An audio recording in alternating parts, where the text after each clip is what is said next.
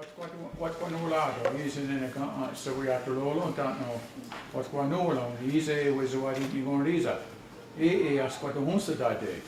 Oh, so I thank you for coming here and deciding that you've decided to listen to me this afternoon. So I appreciate that. I thank you very much.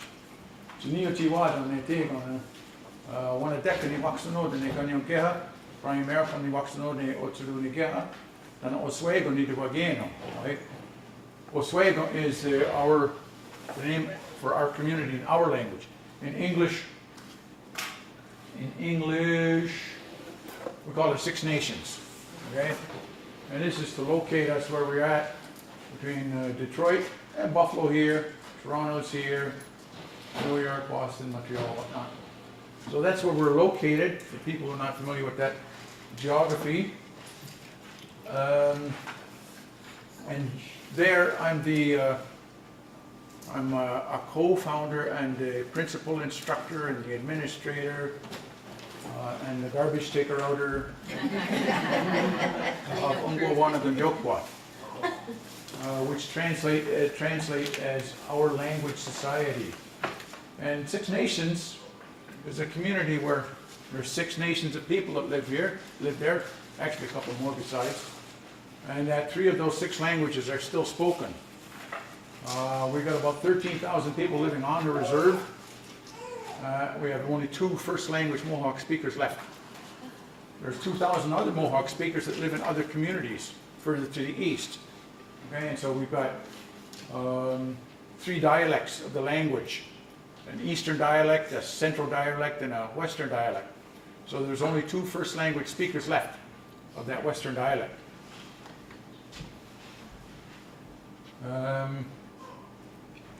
And I think almost everybody here is involved or committed to the idea of saving the language. And what I'm here to talk about, and I appreciate the invitation to come here, is to talk about saving a language in a community where there are only elderly speakers left. If your community is one in which you have lots of speakers, and they're not just elderly people, but middle-aged people, young adults, maybe kids, well, what I have to share might not be the thing that you need most. It may help, but those problems that those kinds of communities have are not the ones that what I have to offer is designed to help. Okay? So we got a few things going on with our communities, all of our communities today, and that's all of our schools are involved with languages nowadays. But the schools are not set up to save the language. And the schools won't save the language. Right? They're not designed to do that. And even Ongohoe controlled schools are not designed to save the language. They have other issues, they have other problems, they have other missions, and saving the language is not one of them. In our program, we have one goal, and that is to create speakers. That's the only thing we're concerned with. And if some student can't finish the program in the time that we've set aside, we'll give them more time. That doesn't happen at university. You don't pass that course, you fail. And better luck next time in your next life, perhaps. But that's not how we operate, and sometimes it takes some students multiple years to get through. Okay? And by the way, I'll make this slide. I've got my email address at the last slide there. So take that down if you want to copy this. I'll mail this to you. You can save yourself the trouble of taking notes, taking photographs. I'll send that to you. The second issue is technology. A lot of people nowadays are very reliant or very gung-ho on technology as a way of saving the language. But I don't believe that the computer or apps will save the language. In the same way that the video camera hasn't saved our language, in the same way that audio recording didn't save the language, in the same way that the pencil didn't save our language. People thought they'd save the language if we wrote it down, if we audio recorded it, if we made video recording, if we made computer apps. None of those things are going to save the language. Especially, and I'm speaking now about communities where there's only elderly people left, and we have no young adults or children speaking it. Technology can help. It helps us. We rely on it to do some things, but we could get by without it. You know, but it is very efficient. It's very useful for certain things, and we use it in those ways. But we're not completely reliant on it. So schools and technology, I believe, are not going to solve the problems of people and communities that have a shrinking base of elderly speakers. The thing that will is concentrating on adult immersion for young adults. Okay? These are the people that have to learn the language so that they can then have children and raise their children to be first language speakers. That is the key, and so that's what we're about at Six Nations. So that group, Owennatekha, was co-founded by what is now my wife and I in 1999. We began teaching the program then. And now we have an adult immersion program that is 2 years long. We have an online program. We have a YouTube channel. We have a website. And Israel, we have 30 very good second language speakers. Right? So everything I'm saying to you now, I could tell you in Mohawk. Right? And most of these people who I'm referring to there, they could say it in Mohawk as well. Okay, so they're very good. And some of them are getting together, having children, and a few of those children are growing up as first language speakers, or as bilingual, like Tehu's kids. All right, and this is a video from our website that I know some of you have seen. There's a lot of people have seen it. And this comes from a before and after video of Anyo.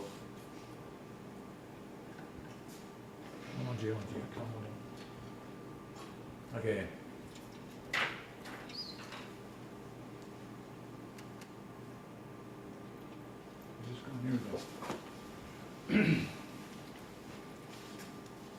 How easy is our age?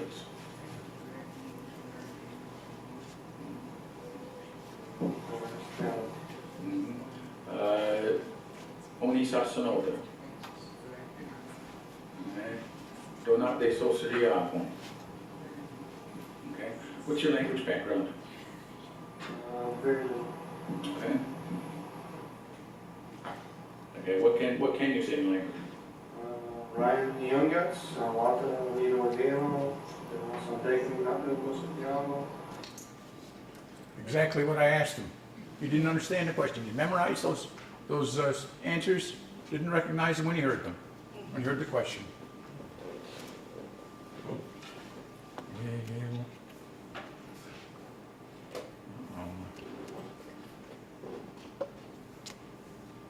Where am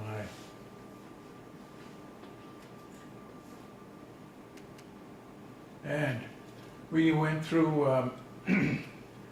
at the end of this introduction, at the end of the school year, we did a role play exercise with him, where we're testing his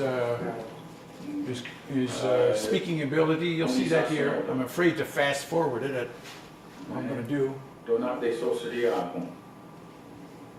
Okay. What's your language background? I'm interviewing him here, Okay. and one of my other graduates interviews him in the second What half. can you say in language? So you hear the person who's asking the questions, how well he speaks the language. He's gone through the program to perform this interview.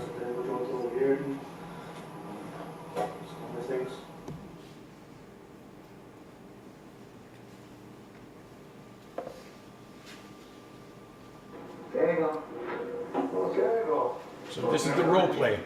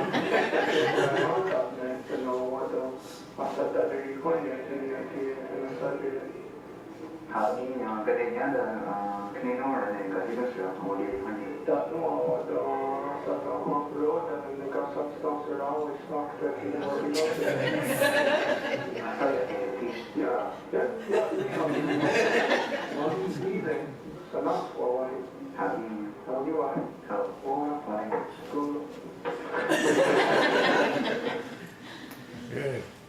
So, there are more before and after videos like that on our YouTube channel. And I'm happy to report that Ryan DeCare is gone on to become a much better speaker than I am now. Because he did when he moved to Owennatekha, another Mohawk community, lived with an old lady there for 2 years, spoke only Mohawk with her for 2 years. He is way above me, right? So now he's teaching Mohawk at the University of Toronto.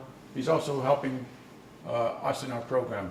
So if I have to go travel or something like this, he subs for me. And that now.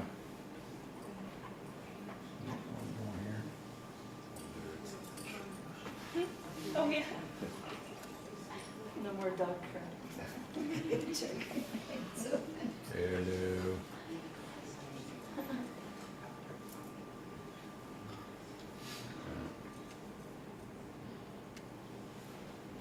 So what I plan to talk about today is, or not today, but today, tomorrow, and Thursday, 4 things. 1, the root word method. 2nd is the curriculum we use, how we structure our program.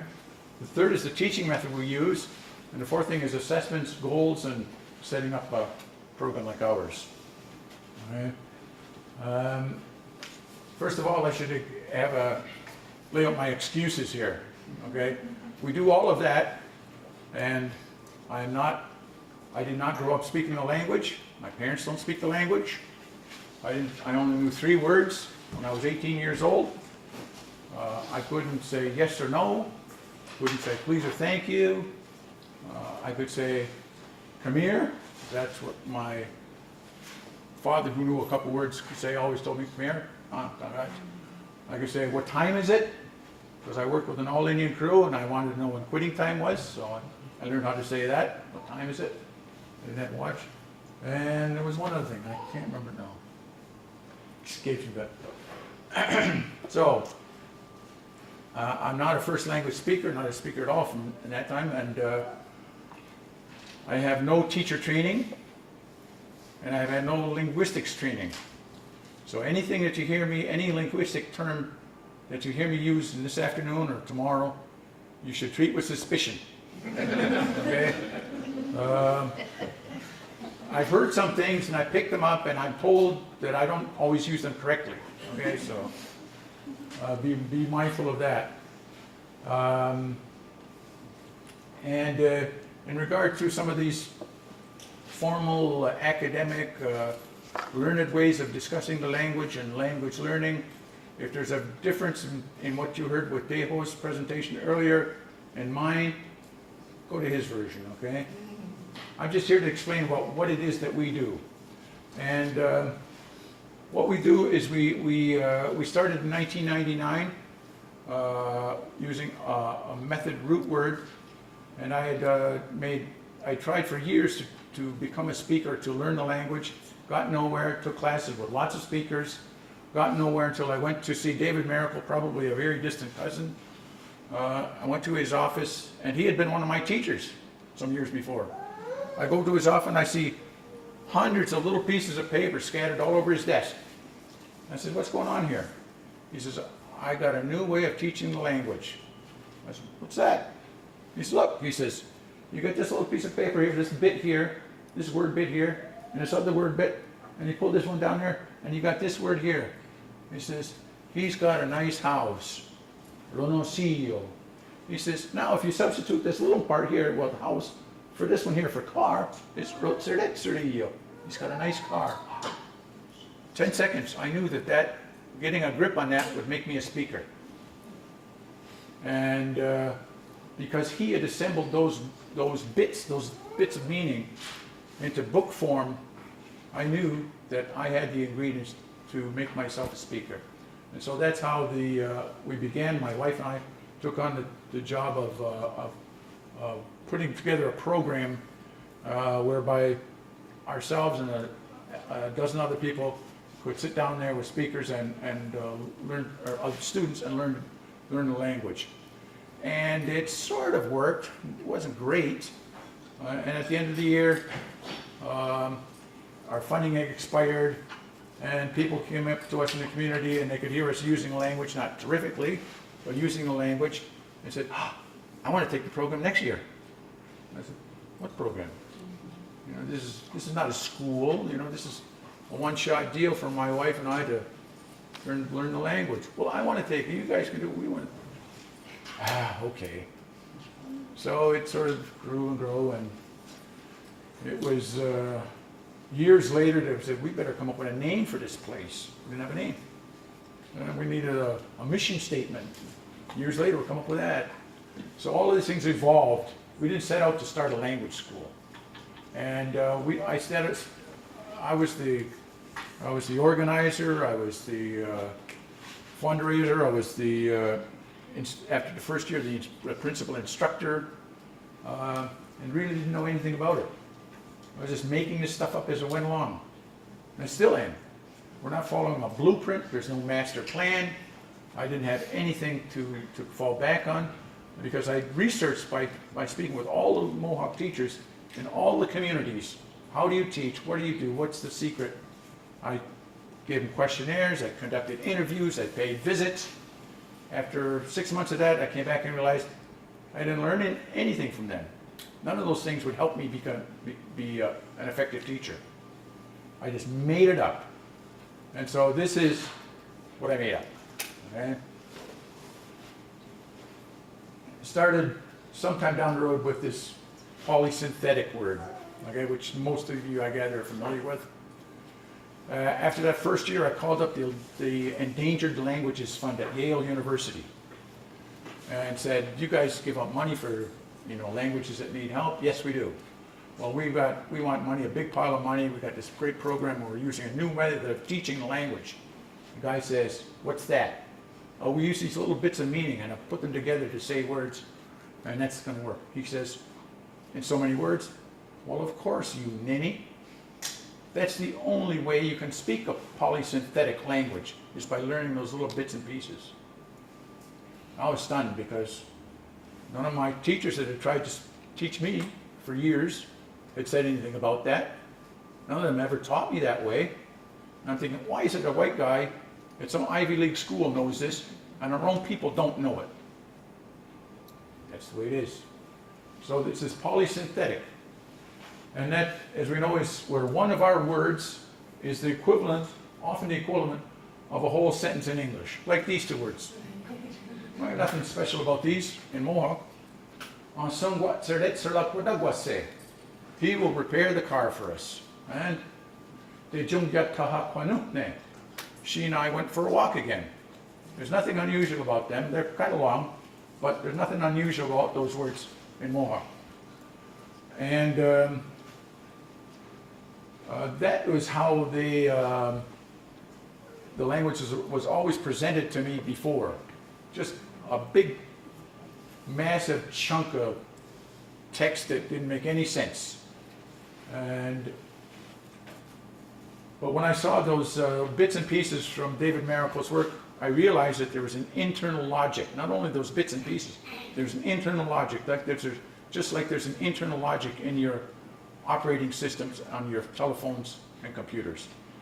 We call it OS, an operating system. There's an operating system in Mohawk, and there is one in all of our Ungahoi languages in Turtle Island. There's an operating system that dictates how those parts and pieces get put together. And so I'm going to explain a little bit about how it works with Mohawk, and maybe hopefully open some doors where you and your cousins can talk about, well, how can we make this work for us? Because I think it can. And here's an example here. Here's the simple word, onknino. I will buy it. That red K all by itself represents a thing, a relationship, I to it. Okay? And I will buy it. Well, what could I buy? I could buy flowers. So all I have to do is incorporate the noun root for flowers and say, onkchichanino. And of course, we can make it a little more complicated. Say, I can buy flowers for her. Onkechichanino, say. And now it's a little more complicated. Now we're requiring two parts to do it. This part and this part. This is the I to her, and this is the for. Okay? And then buying flowers is something I do for my wife. I bought flowers for her when we were married. How long? 17 years ago. And this summer, by gum, I'm going to go buy flowers for her again. Okay? Okay? So this little thing here, this is our againifier. The linguists have a term for that. I won't share it with you. I might get it wrong. But I tell my class, this is our againifier. And this is how we deal with linguistic terminology. I don't use their terms if I can avoid it. And I'll use things that they will understand. And another thing that we can do with our language is to say, oh, because I don't have a flower shop in my living room, I'll have to go someplace. I'll have to go to town to get them. So here we're going to have to say this little R all by itself. This is this going. I will have to go. I will go someplace to buy flowers for her. So this is how we speak the language. We construct it out of all these bits and pieces. And the thing about it is that we end up with this sentence. If Deho said to me, I'd say, I will go buy flowers for her again. I could twist that around and say that same thing in English a dozen different ways, or at least half a dozen different ways, like this. I could say, again, I will go buy flowers for her. For her, I will go buy flowers again. Flowers, I will go buy for her again. I will again go buy flowers for her. Again, for her, I will go buy flowers. For her, again, I will go buy flowers. All of them are grammatically correct in English. All of them get the point across. Some of them are kind of clumsy, but they are all understood and they're perfectly good English. If we want to get the thought across in Mohawk, and I assume for a lot of your languages as well, there's only one way to say that. This way. Only one way to say that. So in order to say that, an English speaker somebody who is learning English, didn't grow up here, could say any one of those sentences and they'd be understood and nobody would say anything about it. It's perfectly fine for them to speak like that. Okay? But in our languages, we have to be precise about how to put things. We just can't mix them up like that. So, this is what I call the root word method is all about. It's enabling students to think in the language so they can understand and say something they've never heard before. And in my second year teaching the language, we were having lunch with our students one day, and the student at the far end of the table said, or he said, pass the little pieces of meat. I'm going, little pieces of meat? I'm thinking, I never taught him that word. And I never heard it myself. I look and there's a little jar of bacon bits in front of me. He'd made that word up out of the material that we'd given him, and he created that word. And now that's my word for bacon bits. Right? The perfectly good word. It's small, it's short rather, it's understandable, it can't be used for any other thing. It's just perfect. But this is an example where I understood it and he expressed it by putting these parts and pieces together. Okay, now, this is where it's starting to get a little thick. Okay, it's going to start getting a little thick. Bear with me. And that's because in my learning days as a student, I had many teachers, and they all had one method of teaching. They taught using what I call whole words. Something like this. Yeshidunkwa. Hold it up. Yeshidunkwa. Pencil. Perfect. Yeshidunkwa. And that was just a piece of memory I had to sort of master. And I found that some teacher, I had the odd teacher who would break it down, break it apart, and say, well, that's not really pencil. What that means is it's composed of 3 elements. 1, 2, 3. And so then we understand that this is this and this. And that yeshidunkwa really means something that someone uses to write with.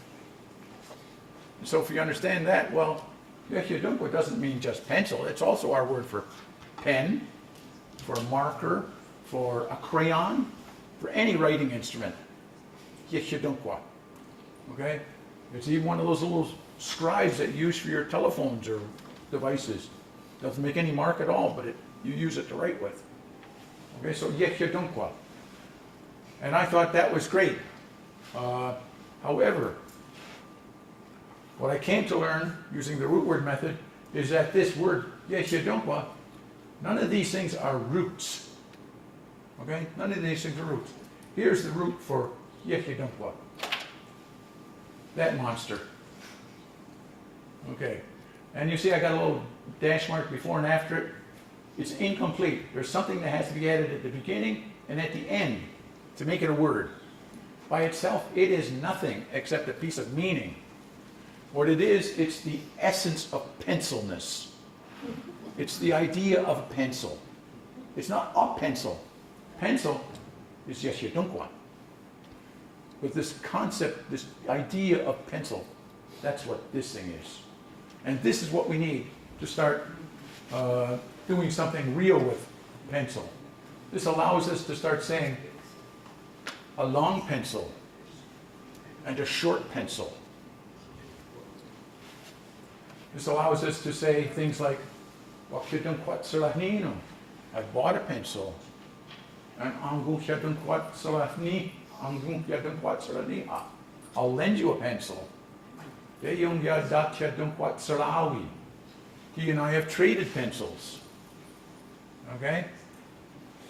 So, just knowing the word for pencil is kind of useless. Just being able to just name things, going around the room, pointing at things and naming them. Table, chair, floor, screen, pencil. That's not conversation. Okay? This is the beginning of conversation. This is the beginning of conversation, but in order to get to that point, you have to know those root words. And so the idea of taking words and tearing them apart is like taking a car, tearing it apart. Okay? Which is fine. If you got that ability to take a car apart, hooray for you, right? The better thing is being able to go to an auto parts store and select auto parts that you want and then assemble them into something. For example, the nicest looking automobile ever made, which is, as we all know, is the 1966 Pontiac GTO. Right? Oh, que no look what it is. I love it. Okay. So the key to creating a speaker of a polysynthetic language are the root words, what they call morphemes.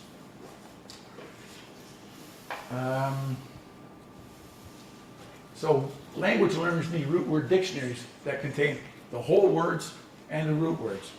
And you'll see, just like that word for pencil,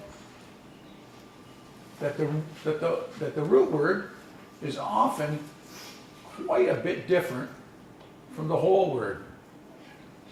Right? This is all of a sudden, where did this EN disappear to? Where'd they disappear to? So these are words, these are roots. They're incomplete. They have to be, have information put in front of and behind them in order to use them. So just as I said, this is the essence of pencilness. This is the essence of vehicleness. Right?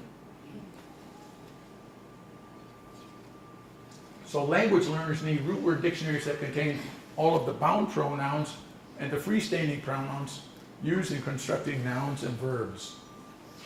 And English has 21 freestanding pronouns. I, me, my, you, your, he, him, his, she, her, they, them, their. We have 21 of them. That's it. That's when you get what pronouns in English, that's all you have to worry about. English, we've got 14 freestanding pronouns and 61 bound pronouns. Right? And an example here. EE is a standalone pronoun for I or me. A bound pronoun involving just me is this que. So, genues. So we could say, put them together, EE, genues. I like it. Now,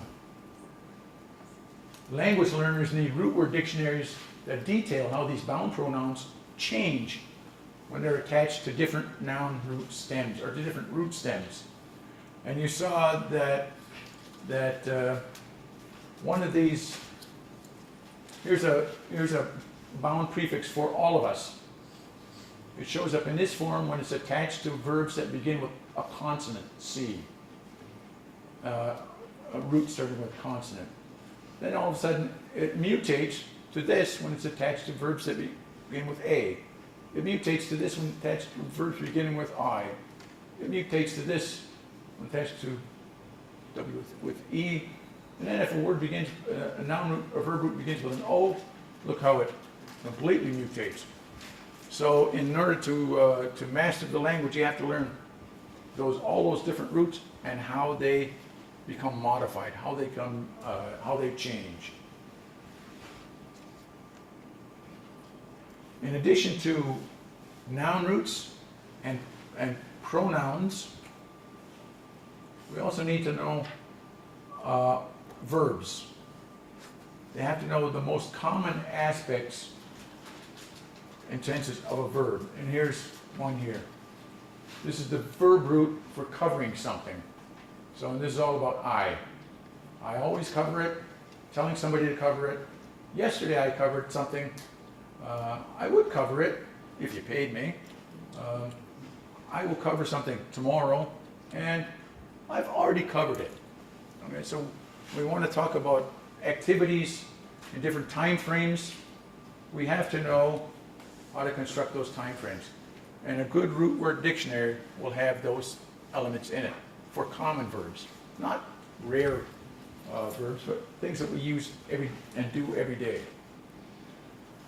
So mastering this root word method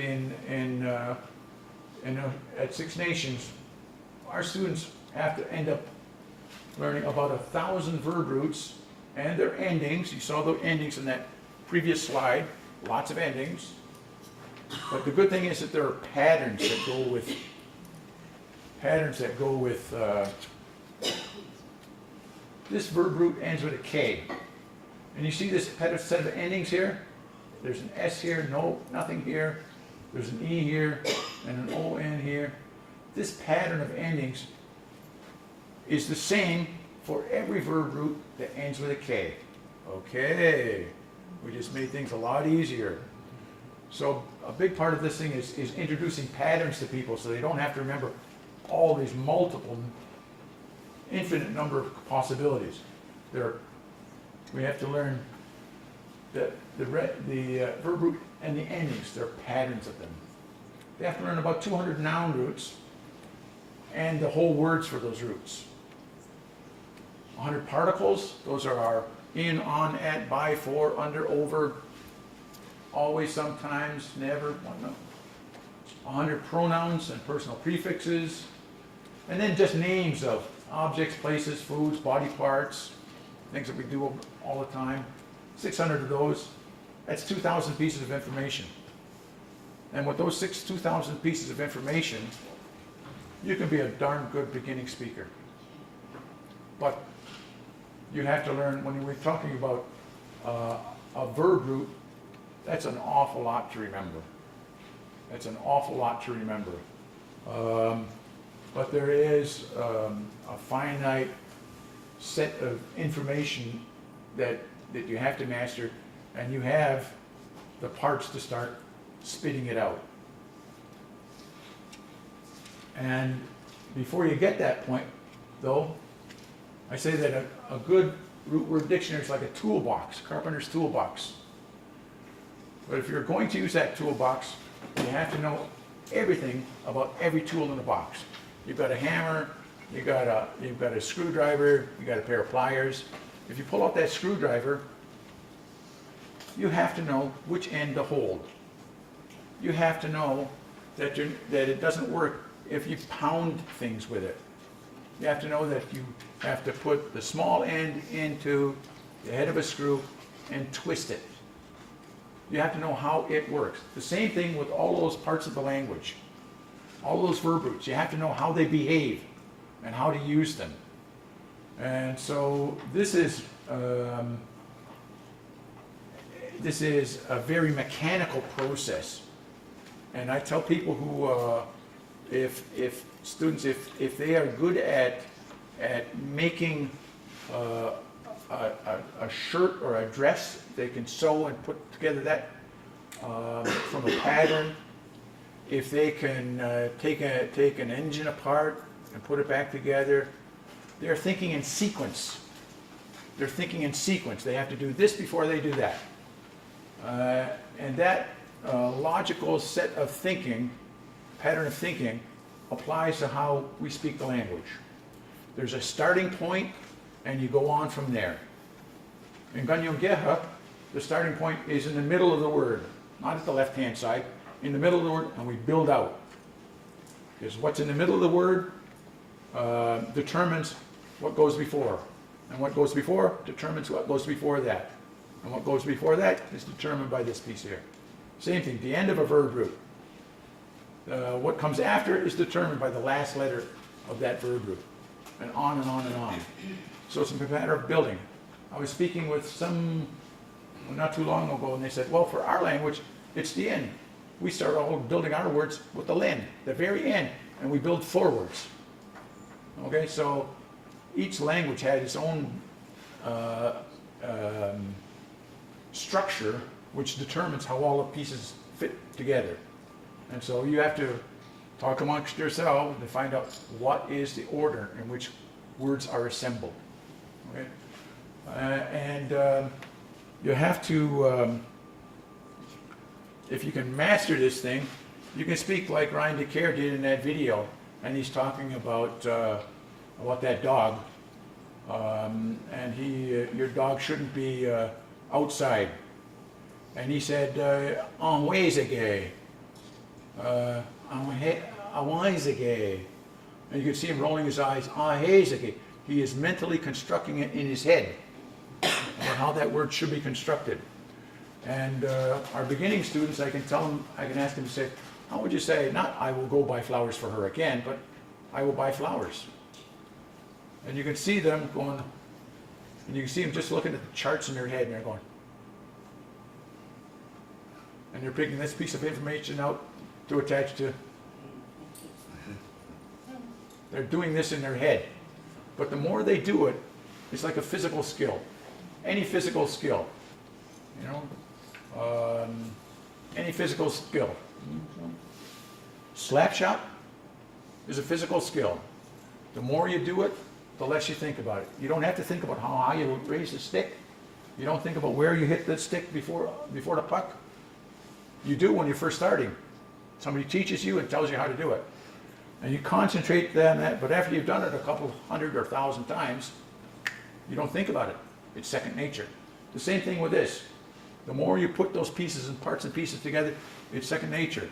And the day comes when you've got to say, "I will buy flowers," and you're not going like this. It is there. It falls out of your mouth, and you go, "Where'd that come from?" And you have to think about it. Is that right? That's right.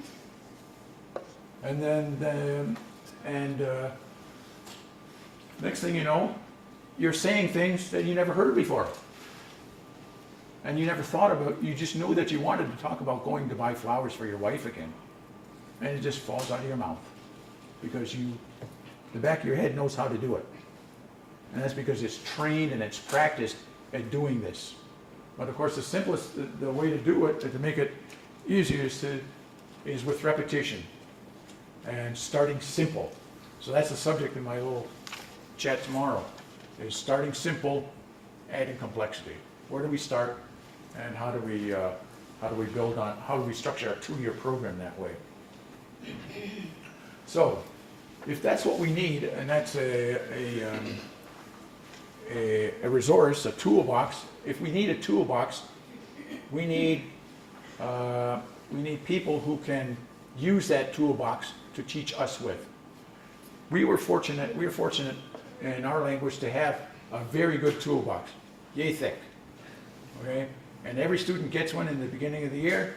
We do not use it to teach language with. That is reference, so I tell the students, put this next to your toilet at home, okay? There's one in the classroom, it's reference. When you need it, you look something up. It's not a teaching tool.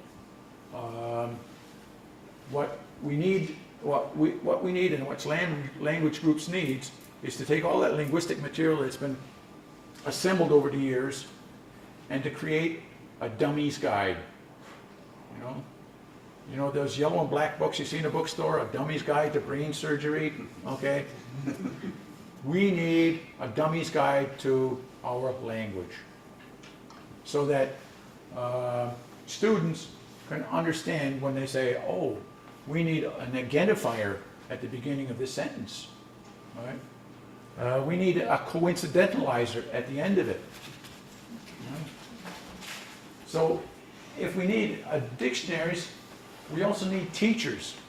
Teachers who know those roots, the prefixes and the suffixes, all of them. Teachers who know the rules for joining them together. Teachers who know the exceptions to the rules. And teachers who can explain it all in the language. Big job. But that's doable. That's something that I do. I couldn't do it 19 years ago when we started, but it's something I can do now. And it's one thing that I tell people who want to do what we do. I said, go for it.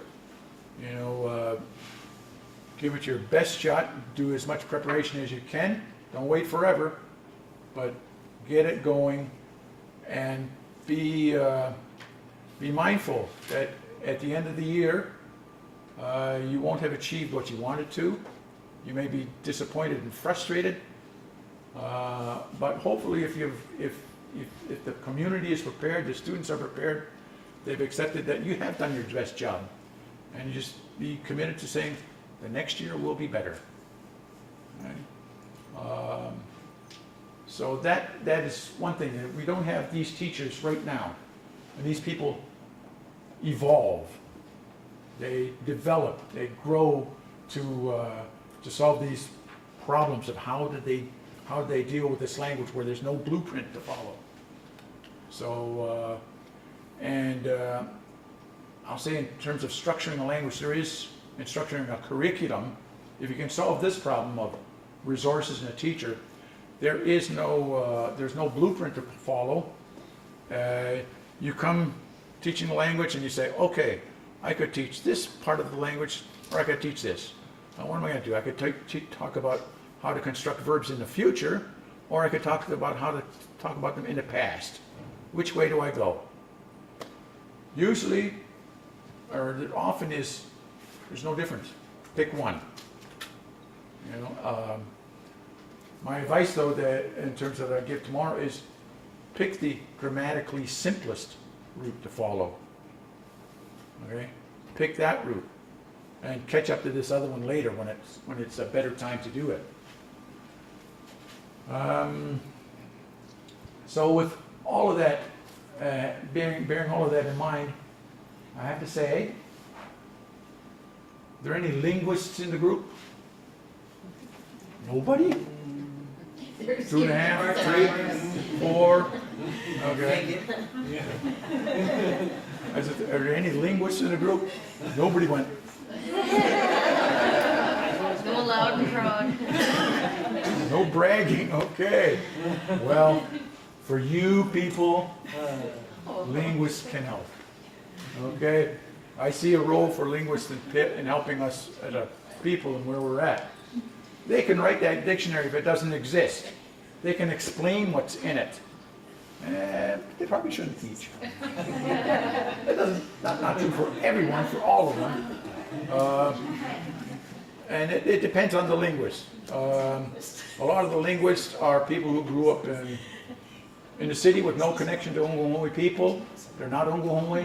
And this is just something that they're doing to fulfill a graduation requirement, that they're focusing on a language. And they end up getting absorbed and they get to master the language. That doesn't mean that they should teach it. You know, sometimes they can, but being mindful of who it is that they're dealing with, that has to be kept in mind. Okay.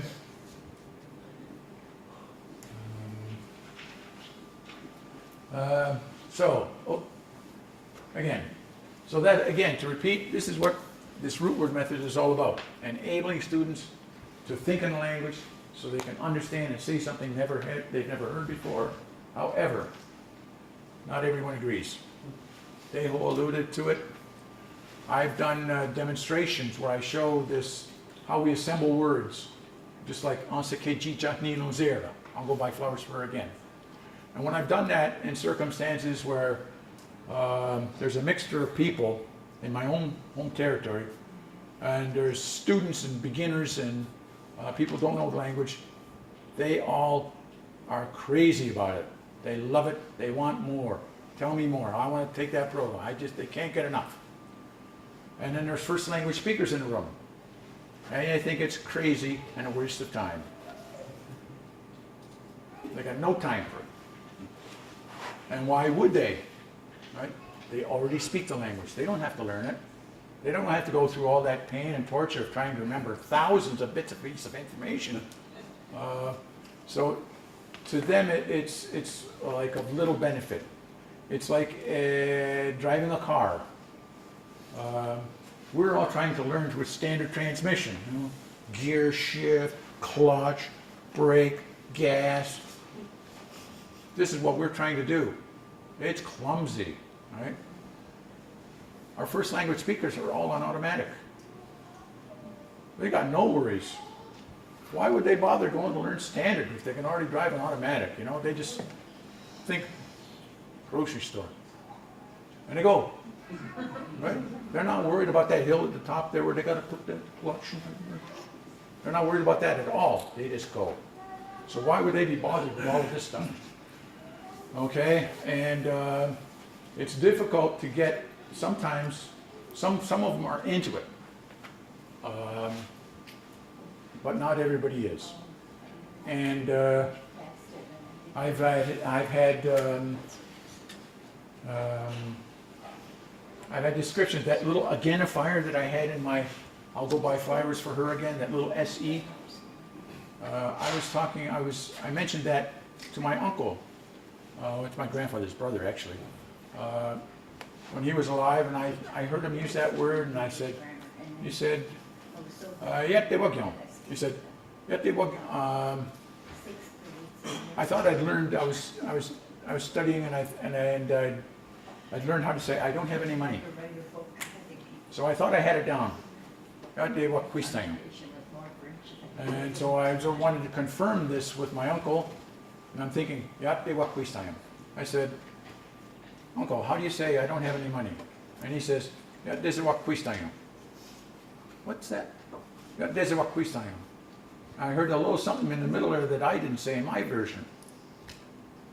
And he said, "What's that mean?" He says, "I don't have any."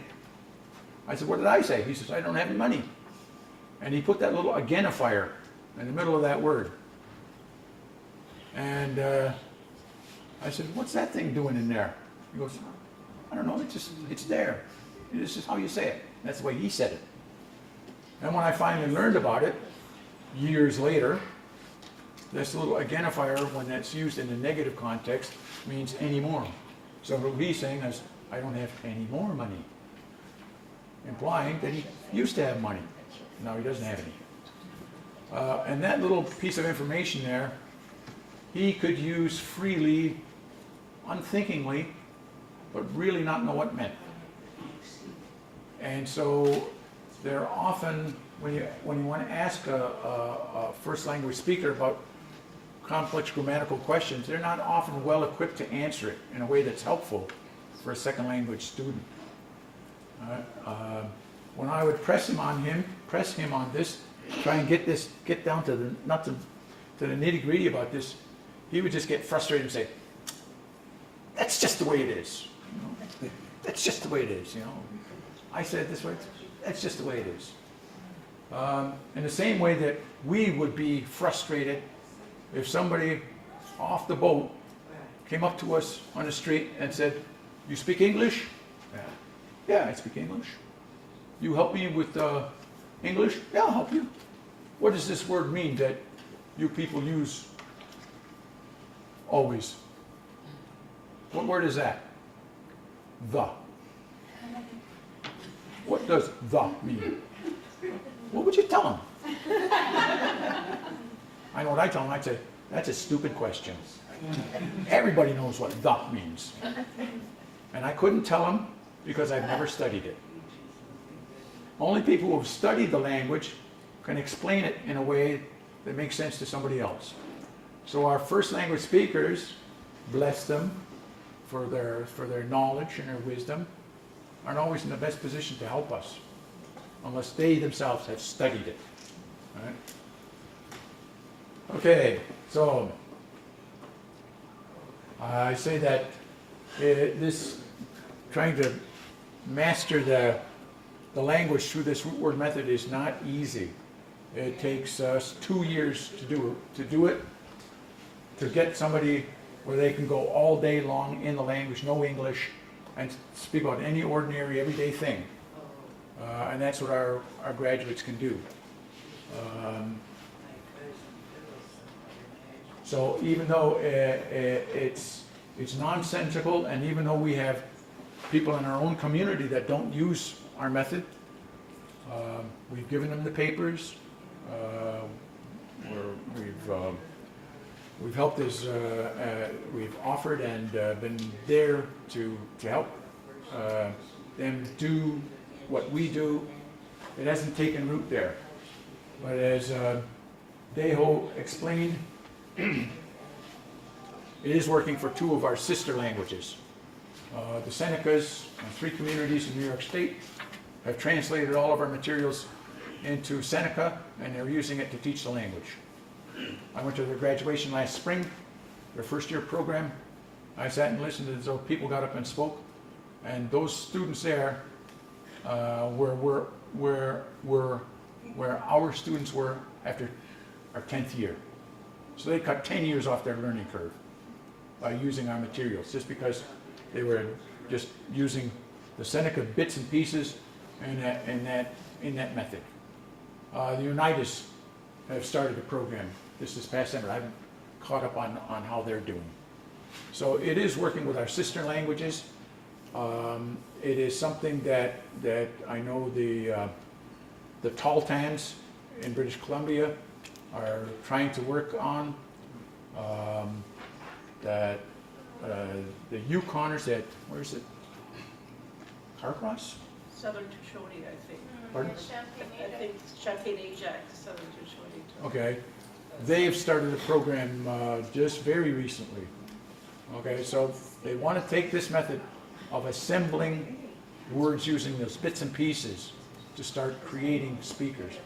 So it is working. It has the promise for a lot of language recovery. There's only so much I can do, and this is our first year. I shouldn't say textbook. This is the handouts that our students get, and that are used in the first year program. They get that dictionary, this thick, and they get this. And we don't use either one to teach the language with. Okay? We teach the language by speaking. We just talk and talk and talk and talk. All those handouts that explain parts of the language.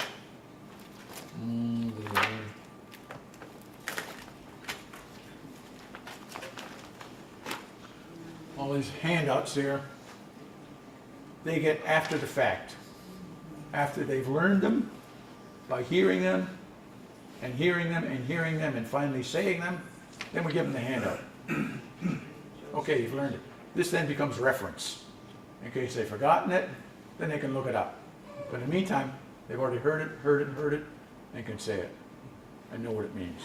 Okay? So, this has, I think, limited use for your program, your languages. But I want to share one last thing, that is the kind of things that we expect people to do.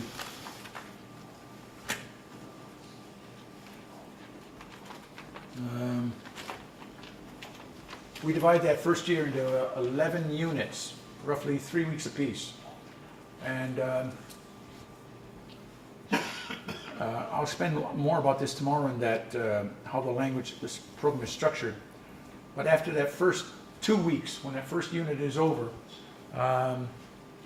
we test people, and we give them a test. It's an oral test. So the instructor will ask them, what does this mean? Okay?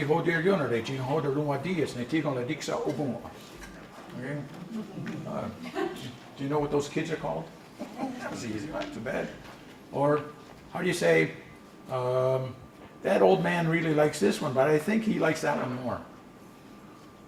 How do you say that? And they're graded on how well they answer after 2 weeks. Okay? So I'll talk more about how the language is structured, and if people want to take a look at these, at the handouts on this first year, you're more than welcome to come up and take a look at them. Again, I said if you send me an email, I'll send you this PowerPoint.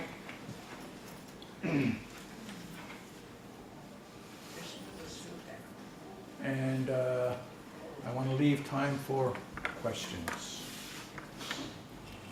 So, kind of going to see what you want.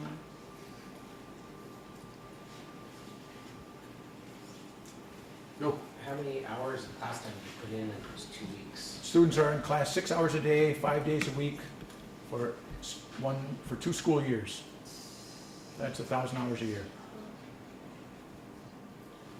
And we have a 2-year program now. Students are now at the advanced low to advanced mid-level when they finish. We can get them higher. We're going to put another year. We're planning a 3rd-year program, and we hope to get them to advanced high at the end of that 3rd-year program. How reliable is it in your language that when a second language learner creates their own word, that a first language learner will understand them? How reliable, how good are our second language students at creating their own vocabulary? How reliable are first language speakers at understanding the vocabulary that second language speakers make? The problem, they can create their own vocabulary, and we have to do it all the time. The thing I've noticed about our young peoples as opposed to our old people, our older people, when they were still with us, my uncle, I'd say, "Uncle, how do you say tomatoes?" You say, tomatoes. How do you say matches? Matches. Okay? How do you say October? October. Okay? They would just use English. Right? Young people don't want to do that. So we now have words for those things and lots of other things, pizza and computer and whatnot. So they're very commonly accepted across all the Mohawk communities.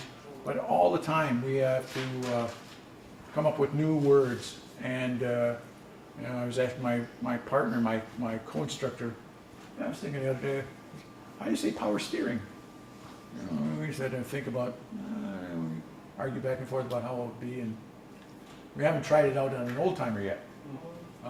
But I'm pretty sure we'd be good because we're pretty capable with it. But you have to make up new words, and that's not the problem that our students have of constructing words. They can do a pretty darn good job, and they might not get it perfect, but they're pretty darn close. The problem they have is that they're translating Englishisms into Mohawk, so that what they're doing is too often they're speaking English in Mohawk. You know, if you know what I mean. So they sit there and they'll say stuff like, Yot dari Earhart. It's hot dog. It's hot. Oh, I'm hungry. Yot dari Earhart, I'm gonna have for lunch. A hot dog. They do stuff like that all the time, and they're not aware of it. They can do it, they can express it, but they're not realizing they've just borrowed this English idea and put it into Mohawk. And that is a bigger problem than just not being able to construct a complicated word correctly. There's somebody else. Yo. There's a follow-up to that, I guess, which is that if two different groups create, say something to mean something, but it's different between the two groups, how are they understood as words, or are they understood as a phrase that can be used in different situations, to mean the same thing? If he's asking about two different ways of saying the same thing, it's the same thing in English. If you didn't have the word for couch, and you had to say, "Well, I just went and bought a couch," and somebody said, "What did you buy?" And what would you say? Somebody else, your description would be different from your description. I bought a long, soft chair that I lay on to watch football, and I bought something else, That's a good description. This is a good description. As long as they're constructed well, sure. There are different ways of describing, because they're just descriptions. Sure. Ma'am? She's just putting her hand up for him. Oh, What kind of technologies do you find most useful for teaching this method? what kind of apps do you find are good supplements? Talk about my hearing problem, right? Here it is. What kind of technology? Do you find most useful for teaching in this method? This. There you go. So, that's it. I'll talk more about that tomorrow. It's, we do use technology as little assists, but we have a smart board. Somebody gave us a smart board and, you know, sits collecting dust.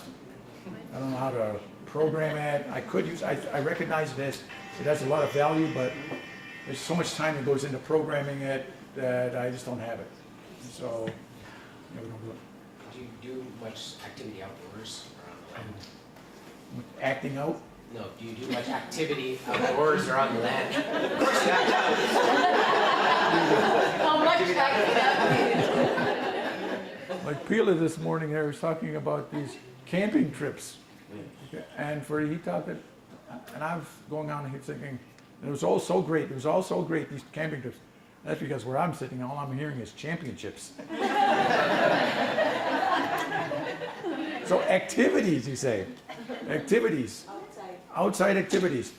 Oh, the kiddies, I call them kiddies because they're young enough, my grandchildren now. We want to go on a field trip. And I stopped doing field trips, basically. Gosh, young people. I love them, but, they want out of that classroom. They're in there 6 hours a day, 5 days a week. Oh, they want a break, And the last thing they want to do when they're outside like that is pay attention to me and to write down what I'm saying. I'm pointing out stuff to them. They're just taking it all in and getting out of the classroom, having a break. And it's nice to get out, but effective in terms of I just got to be better at making. I just got to be better at doing that. And it has its uses if it deals with where we're at in the program. We have a pretty established program now. The first unit we deal with this, the second unit we deal with that, third unit this, and along about unit 7 or 8 is when we're dealing with things in the environment. So yeah, we take a field trip then. We're dealing with foods, yeah, we'll go to the kitchen. We talk about body parts, then we do a lot of silly things. Not very, I'll talk about activities. Calisthenics, yeah, we'll talk about that tomorrow. And Hugh. You talked about asking your uncle about what the identifier does, or asking what it means, and then talked about asking elders to translate, so like how do you say X, how do you say Y. Is part of the program training your students how to ask questions that are productive with fluent speakers? I know with just fluent speakers in Six Nations, maybe that's not the focus, but for other speakers in the population, for example. The more important thing is realizing or finding a good person to speak to. Not everybody can give you information that you need in a way that you can use.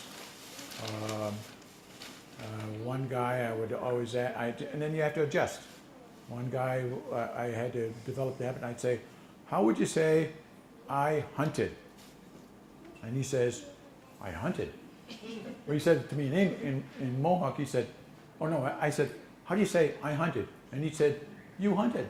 I said, "Okay. How do you say you hunted?" "I hunted."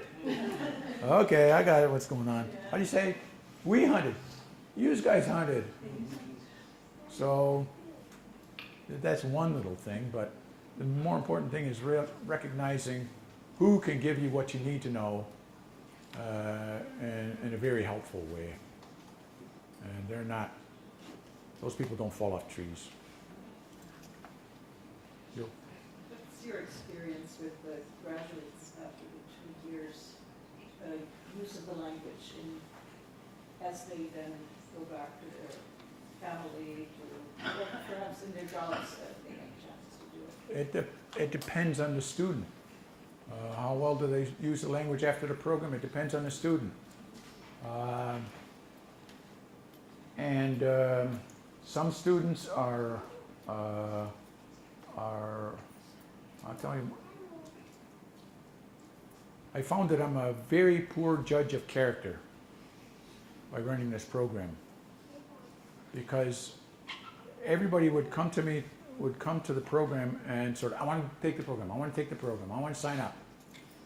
And people who were absolute pillars of the community, accomplished people, educated, smart, responsible, I found out that they were terrible, okay? And people who were just wallflowers and really had really not done much and just wouldn't perform or do anything were fantastic. So I found I'm not a good judge of character. And once people left the program, you could tell before they left the program how they would be.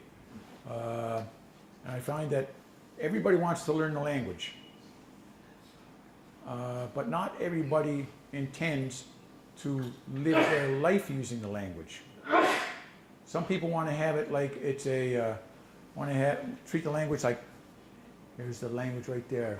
Got it right there. I'm going to walk around and just wait for somebody to ask me how to say something, you know, and I'll be ready to answer, right? And they walk around and pretty soon they've forgotten.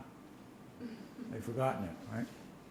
I give the example of like it's taking dance lessons.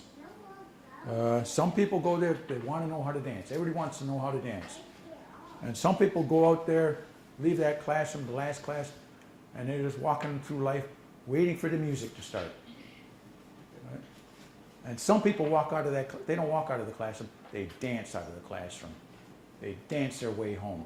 They dance their way through life. And that's what some people do. They go home, and to this day, I've got people who I cross the street to avoid talking to them because they murder the language.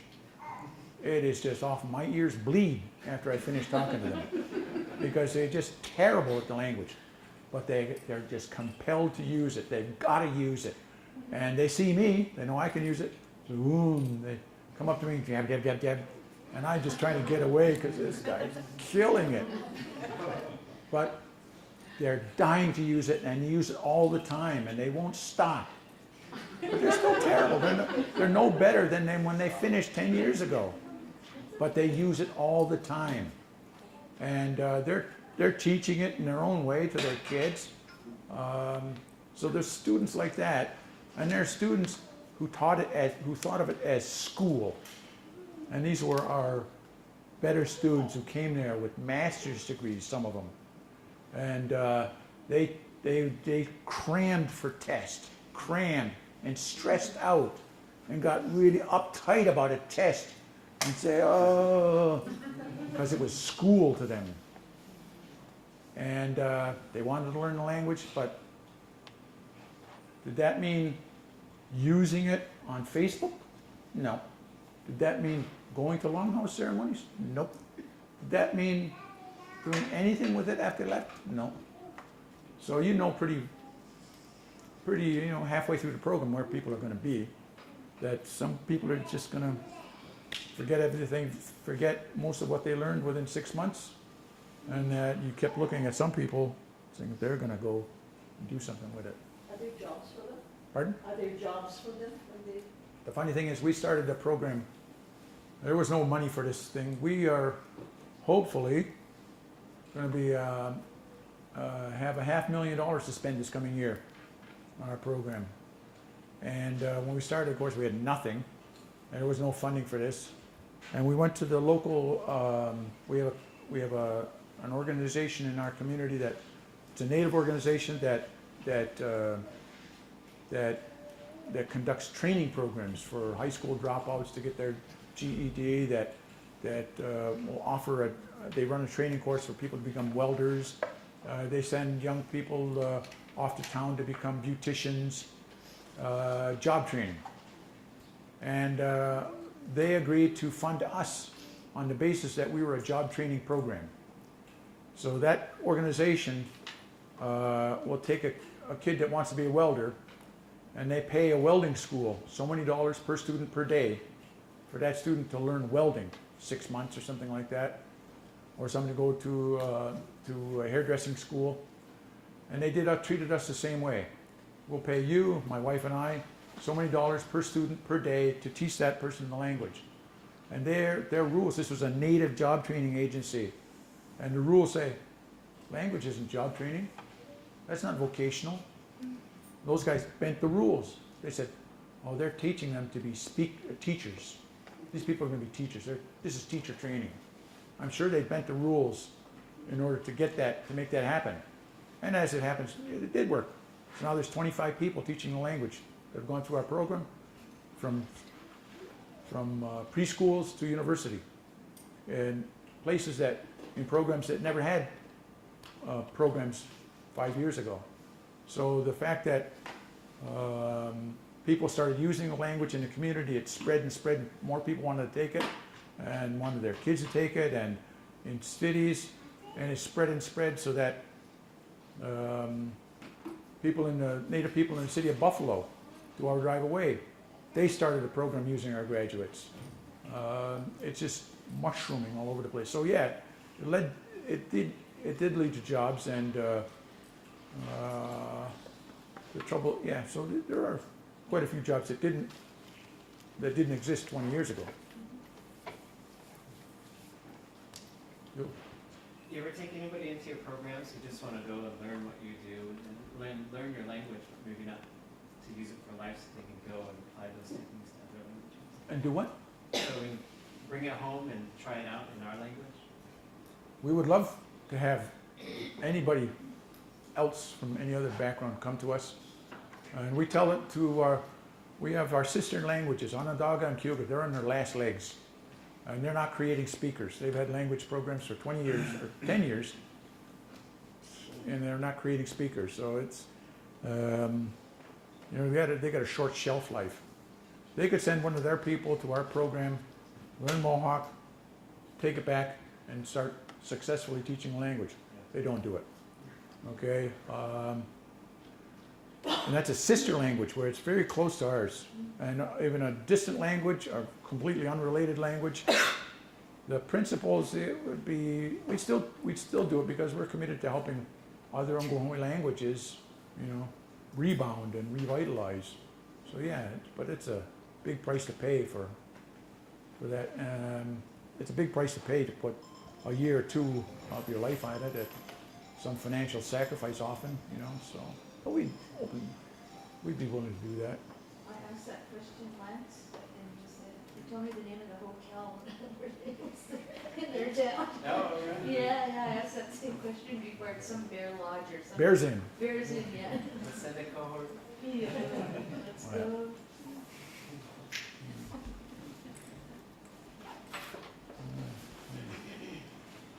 Well, you'll.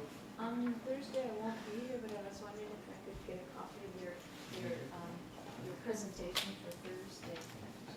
Do I just go online again to get copies? For this one today? No, the one on Thursday, I'm gonna be gone, and I want to. Just write that and say you want Thursdays. Okay. Okay. I gotta go home and write it first. You have till Yeah. You go, how many months a year? 10 months? 8 months. 8 months.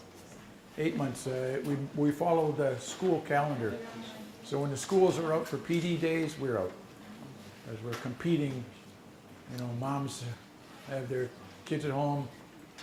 I can't compete against the schools, so we follow the school calendar. Maybe that's what we should have. E what's going on lá durante is was what the CEOs don't. I don't think that's going on. So I thank you very much for the attention you paid to me, and I hope we'll see one another again tomorrow.